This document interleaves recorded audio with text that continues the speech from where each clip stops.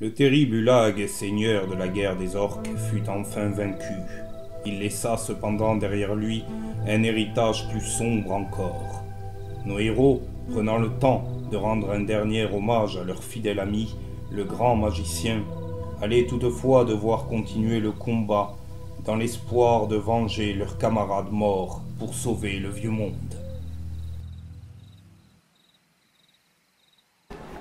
Bonjour ou bonsoir, c'est Selon, bienvenue pour cette étape de ville numéro 3 de la campagne du chapitre 1 d'HeroQuest V2 avec une définition Full HD pour le plaisir de vos petits yeux les amis. Nouveau format qui va s'installer préalablement dans les prochaines vidéos. Normalement je vous ai fait une vidéo de présentation avant celle-ci, mais je tourne celle-ci avant la vidéo de présentation parce que j'ai trop envie de jouer. Je viens de récupérer cette caméra.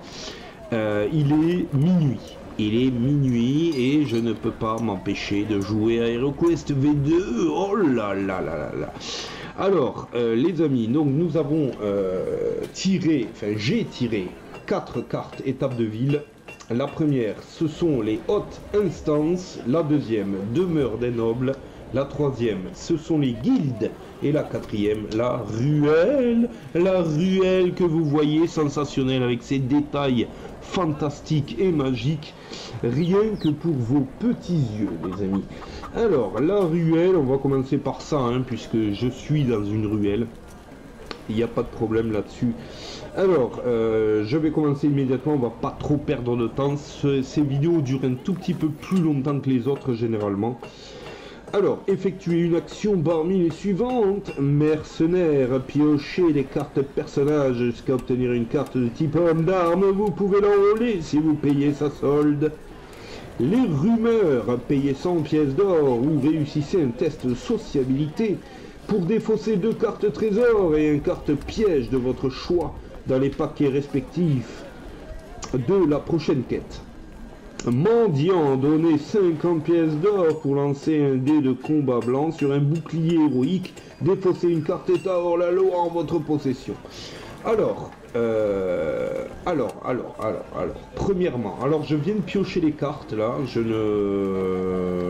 n'avais pas connaissance. Comme d'habitude, j'avais fait une petite rue, une petite scène de ville avec plusieurs personnages, et bien comme par hasard, j'ai chopé la ruelle. Alors ça colle très bien, Par contre, je ne sais pas du tout ce que je vais faire, Mercenaire, piochez des cartes personnages jusqu'à obtenir une carte de type homme d'armes que vous pouvez enrôler si vous payez sa solde. Alors c'est bien, mais dans l'immédiat les amis, j'ai 795 pièces d'or et je n'ai pas ajouté la prime pour avoir tué Ulag qui s'élevait à 200 ou 300 pièces d'or. Je crois que c'est 200. Donc logiquement je suis à près de 1000 pièces d'or. Dans le lot des cartes, je n'ai pas d'échoppe ou d'armurerie ou de choses comme ça. Je ne vais donc pas pouvoir revendre des objets que j'ai en ma possession. Alors j'en ai beaucoup, j'ai des potions, j'ai des équipements, j'ai pas mal de choses. J'aurais bien voulu pouvoir en refourguer. Cela ne va pas être possible malheureusement. Et dans cette étape ruelle, alors les rumeurs, payez 100 pièces d'or ou réussissez un test de sociabilité pour défausser 2 cartes trésor et une carte piège de votre choix dans les paquets respectifs de la prochaine quête. Honnêtement, je ne souhaite pas le faire. Pour une première raison, c'est que je vais me spoiler le deck de trésors et de pièges. Deuxième raison, lié à la première, j'aimerais que le piment reste dans le deck. Si je chope un piège ou un piège trésor ou carte piège, ça m'ira très bien. C'est pas quelque chose que je souhaite faire. Troisième mendiant, je n'ai pas d'état hors la loi dans l'immédiat. Cette carte ruelle est là. Je la lis en premier. Est-ce que je la traite en premier? Je ne sais pas. Qu'est-ce qu'on a derrière? Une demeure d'un noble. La nuit est tombée et c'est un moment propice pour visiter cette riche demeure qui recèle certainement bien des trésors. Effectuez un test d'agilité et un test de dextérité. Si les deux tests sont un échec, vous vous faites arrêter, prenez une carte hors la loi. Ah, bah déjà, ce serait peut-être celle-ci à traiter en premier. Dans le cas échéant, si l'un des tests est réussi, piochez 2 cartes équipement. Si les 2 tests sont réussis, bingo crédit, piochez 4 cartes équipement et prenez 200 boules dans vos poches. Oh là là là. Alors, celle-ci est plus intéressante, mais je pense que la carte ruelle, je vais la traiter en dernier, hein, parce que là, voilà, c'est un hasard complet. Je viens de tirer une carte ruelle, je vous mets une scène ruelle. Cependant, il vaudrait mieux la traiter en dernier, puisqu'on a la possibilité de faire un don sur un mendiant pour effacer une carte état hors la loi, si jamais le pillage, le malandrage ne se passait pas comme prévu. Nous avons ensuite les hautes instances. Vous êtes prévenus, vous êtes parvenus à obtenir une audience avec les personnalités les plus influentes. Effectuez une action au choix de cette carte. Faites un don aux riches. Oh, un don à Macron. Oh, oh. Offrez 300 pièces d'or pour défausser une carte état hors la loi en votre possession. Une fois de plus, hein, une fois de plus, on peut faire sauter un état hors la loi. Accéder à des privilèges, effectuer un test de sociabilité pour piocher une nouvelle carte ville que vous ajoutez à celle disponible pour cette étape. Les cartes villes de type événement sont ignorées. Ah, ça c'est pas mal non plus. Accéder à des privilèges, manger dans la vaisselle de l'Elysée, hein. Ah, voilà. Petit chambrage, allez, ça va, on va pas parler politique, c'est la merde. Vous profitez, alors la carte guilde, très intéressante apparemment, vous profitez de ces quelques jours d'académie pour vous entraîner sans répit afin de progresser dans votre art. Entraînement, un héros qui effectue cette action peut acheter la carte profil de niveau supérieur lui correspondant. Une carte niveau 2 coûte la bagatelle de 1500 boules. Une carte niveau 3 coûte 3000 boules. Le double. Je doute que quelqu'un ayant 3000 pièces d'or sur lui puisse se déplacer avec aisance. Hein. Mais nous sommes dans un monde héroïque fantasy et tout est possible. Les dragons crachent du feu. Hein. Alors, pour revenir, là je fais le con, c'est bien joli. J'ai bien envie de traiter donc en premier les hautes instances ou la demeure d'un noble. J'avais lu dans les règles, je les ai revues, que il était stipulé que il fallait traiter une carte par héros. On ne pouvait pas emmener les 4 héros dans une guilde ou dans les hautes instances, etc. Le petit souci, les amis, c'est que je n'ai pas réparti les pièces d'or comme il l'aurait fallu. Je les ai réunies dans une tirelire commune en fin de compte. Après on peut parfaitement imaginer que tout le monde donne ses pièces d'or à la guerrière pour qu'elle passe au niveau 2, etc. C'est pas impossible. Cependant je n'aurai pas, même pour le niveau 1, assez de pièces d'or. Mais je pense qu'on va faire la demeure d'un noble. En premier, on va faire la demeure d'un noble, de manière à essayer de piller ces richesses fantastiques, ces richesses délicieuses, et de se faire plus de fric sur le dos des hautes instances, pour essayer de voir si on peut atteindre donc les 1500 boules. Donc, on gagnerait déjà 200 pièces d'or, ce qui nous ferait monter à 995 195 pièces d'or, et ce qui serait déjà pas mal. Alors, on serait à 5 pièces d'or. C'est ça. Hein. Ah non, on serait loin, on serait encore loin. Il manquerait 300 boules hein, quand même. Bon, la carte guilde... de manière tout à fait dommageable, n'est pas dans l'immédiat profitable. Donc je vais être obligé de la mettre de côté. La carte ruelle, on y est très bien, je vous ai expliqué ce qui se passait. Vous entendez un petit son dans l'ambiance, les gens discutent, c'est incroyable.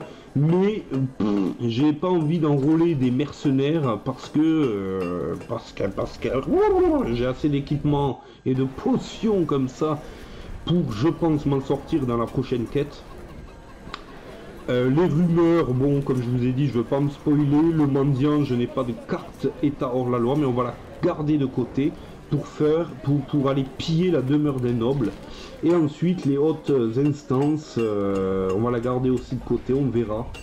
On verra comment ça se passe si je n'arrive pas à ôter les états hors la loi dans la ruelle, si tant bien que j'en chope une en pillant la demeure du noble. Je me rabattrai sur les hautes instances et avec ces deux cartes en sécurité. Excusez-moi, je m'arrête, j'entends mon chat qui ronfle.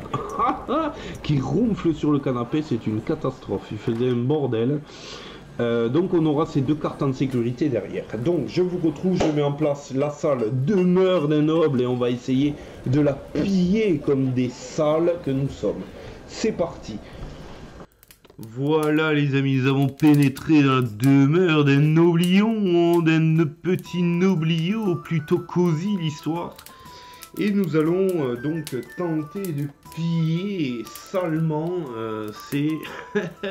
ces propriétés privées. Alors, un test d'agilité, un test de dextérité. Alors, moi de suite j'ai une première question. Est-ce que je tire 4 fois pour chaque héros? Ah mais non, mais il n'y en a qu'un normalement qui... Et oui, c'est ça. Hein. Donc il n'y en a qu'un qui rentre normalement. Bon là il y a les 4, mais logiquement il n'y en a qu'un qui tire puisque je dois traiter chaque carte étape de ville avec un seul héros. Donc là pour la scène on a les 4 qui sont rentrés, c'est pas très discret. mieux aurait valu qu'il n'y en ait qu'un qui pénètre, mais le noblio est absent, il est dans une auberge en train de se fourrer la gueule à coups d'eau de vie et d'hydromel. Donc il est absent, nous avons crocheté la serrure et nous allons effectuer un test d'agilité, de dextérité avec, alors je vais dextérité et agilité avec l'elfe. On va voir ça de suite. Alors, pour que vous puissiez apprécier mes jets de dés, je vais utiliser ma barquetta de l'amour et que je pose juste à côté. Je vais juste déplacer un tant soit peu la caméra. C'est parti. Donc, premier test d'agilité qui doit obtenir un bouclier, il me semble. La dextérité est déjà ratée, les amis. C'est un crâne. Et donc, après, c'est... Non, c'est l'agilité. Ah, l'agilité est... Oui, l'agilité est tout à fait validée. C'est un crâne. Et c'est la dextérité au-dessus qui faut un bouclier en deuxième. Allez, c'est parti. On a déjà une carte équipement sûr. Hein, ça, c'est sûr. Oh, et on réussit ce crâne de l'amour. Ouh là là là. Tout ça en direct. Tout ça en direct, les amis. Voilà. J'enlève la petite barquetta. Et donc, nous allons tirer 4 cartes équipement et 200 pièces d'or. Alors, 200 pièces d'or, donc nous sommes actuellement à 995, nous montons logiquement à 1195 pièces d'or. Oh là là, c'est la richesse, hein. Il aurait fallu presque des cartes banque pour pouvoir tirer ce gros paquet. Oh, le barbare va prendre le coffre pour lui. Ici, alors attendez, on va faire un truc bien, voilà, il prend le coffre, oh quel sac, c'est le plus costaud. Donc nous allons piocher 4 cartes équipement.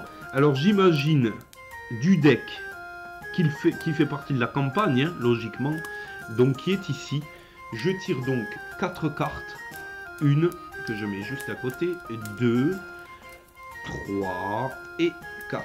Voilà, nous allons voir de suite ce que nous avons récolté en plus de ces 200 pièces d'or qui ne pèsent rien pour le barbare. Oh là là là là. Et c'est la richesse absolue. C'est la richesse absolue.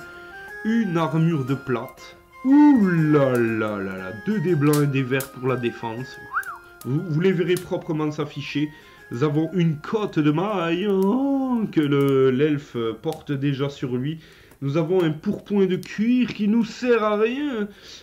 Et une épée courte.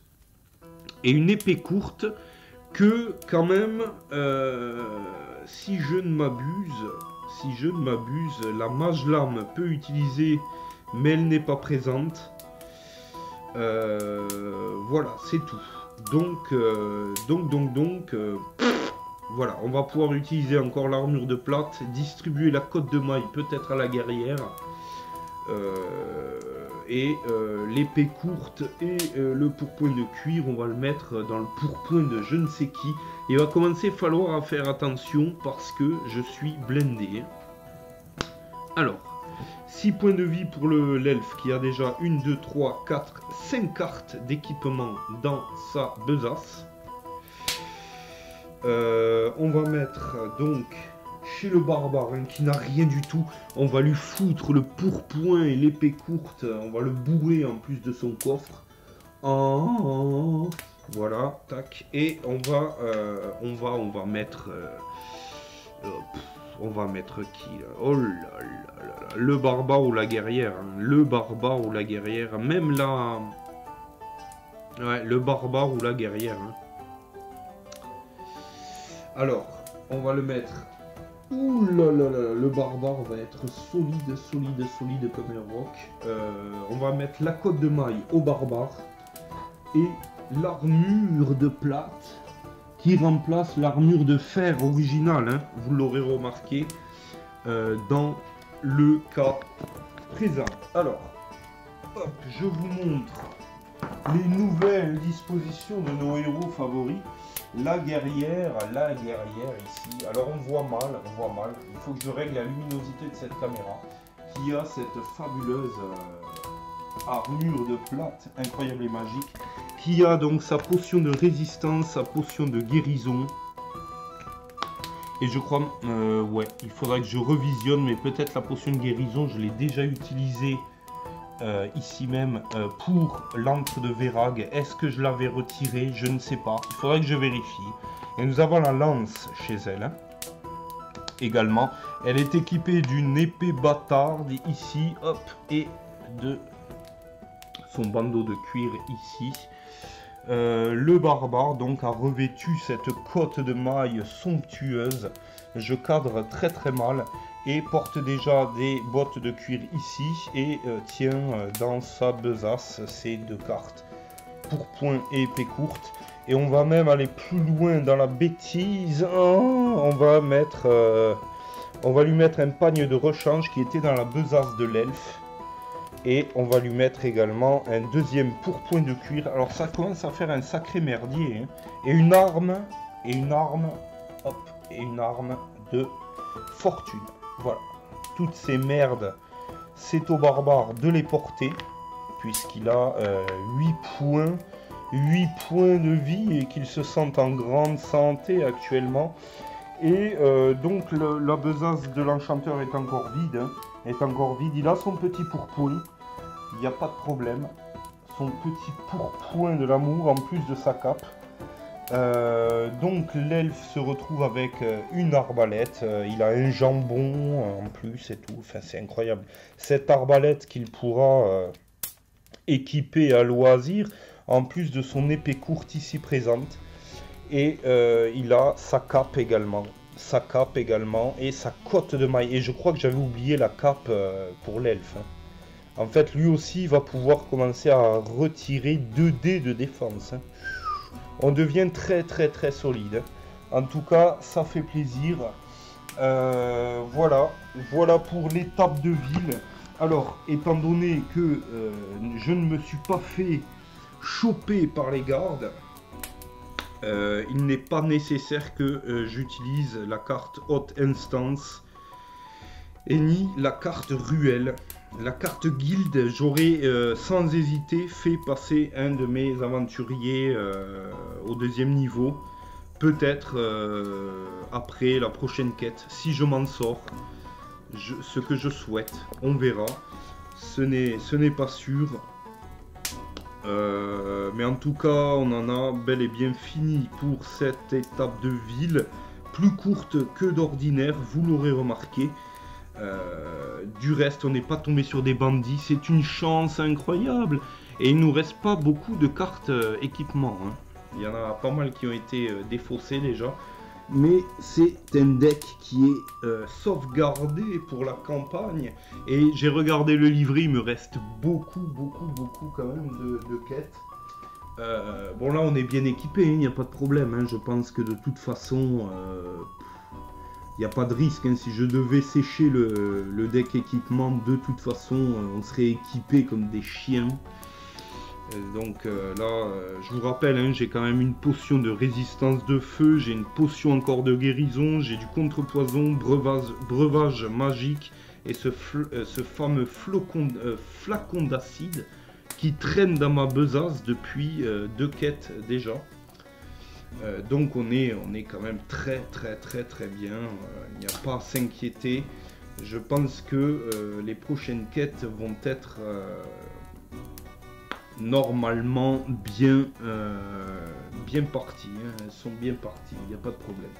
Bon, merci d'avoir regardé cette étape de ville qui a été fructueusement enrichissante, avec ce barbare qui mène ce coffre incroyable et ce noblion qui va rentrer à 3 grammes chez lui et qui va aller se coucher sur sa paillasse incroyable ici présente, sans se rendre compte jusqu'au petit matin que son coffre a disparu. Voilà, et la porte sera refermée correctement, elle ne sera plus fermée à clé, ça c'est sûr. De toute façon, il va avoir du mal à rentrer la clé dans la serrure parce qu'il sera torché. Donc il va ouvrir la porte, il va même pas se rendre compte de rien. Voilà, je vous rassure. Bon, je vous retrouve pour le début de la prochaine quête, l'héritage du seigneur de la guerre des orques. Que je vais préparer soigneusement. Et puis on se retrouve pour cette quête. Merci d'avoir regardé cette vidéo. J'espère que le Full HD vous plaît. N'hésitez pas à partager mes vidéos sur les réseaux sociaux. Mettez le petit pouce bleu, abonnez-vous, ça fait plaisir. Ça contribue vraiment à la continuité de la chaîne. Ça m'encourage. Et puis si vous avez des questions, allez-y, enchaînez, que ce soit dans les commentaires ou sur mon Facebook. Vous avez le lien sous cette vidéo, n'hésitez pas, et vous avez la playlist qui a du mal à s'afficher sur YouTube. Donc vous avez le lien de la playlist également sous cette vidéo pour votre plus grand confort, les amis. Je vous souhaite que du bonheur, on se retrouve très bientôt pour la suite des aventures de nos héros.